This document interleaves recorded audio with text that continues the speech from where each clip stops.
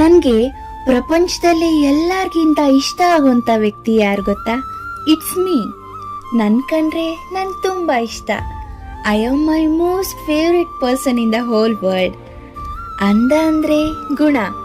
ಹುಡುಗಿಯಾಗಿ ಹೇಳ್ತಾ ಇದ್ದೀನಿ, I don't want people to call me beautiful. ಅದರ ಬದಲು ನಿಂದು ಕಷ್ಟಪಡುವಂತಹ ಗುಣ, ನಿನ್ನಲ್ಲಿ ಕರುಣೆ ಇದೆ, ನಿನಗೆ ಧೈರ್ಯ ಜಾಸ್ತಿ, ನೀನು ತುಂಬ ಬುದ್ಧಿವಂತೆ ಅಂದರೆ ನನಗೆ ತುಂಬ ಸಂತೋಷ ಆಗತ್ತೆ. MS ಸುಬ್ಬಲಕ್ಷ್ಮಿ ಅಂದರೆ ಭಕ್ತಿ ಅಂದ ಅಲ್ಲ. ಮದರ್ ತೆರೇಸಾ ಅಂದರೆ ಕರುಣೆ ಅಂದ ಅಲ್ಲ. ಸರಸ್ವತಿ ಅಂದರೆ ವಿದ್ಯಾ, ದುರ್ಗಾ ಅಂದರೆ ಧೈರ್ಯ, ಗೌರಿ ಅಂದರೆ ತಪಸ್ಸು, ಲಕ್ಷ್ಮಿ ಅಂದರೆ ಶುಭ. ಹೀಗೆ ಯಾವ ದೇವತೆನಾದರೂ ಕ್ವಾಲಿಟಿ ನೋಡಿ ಪೂಜಿಸ್ತಾರೆ, ಅವರ ಅಂದ ನೋಡಿ ಅಲ್ಲ.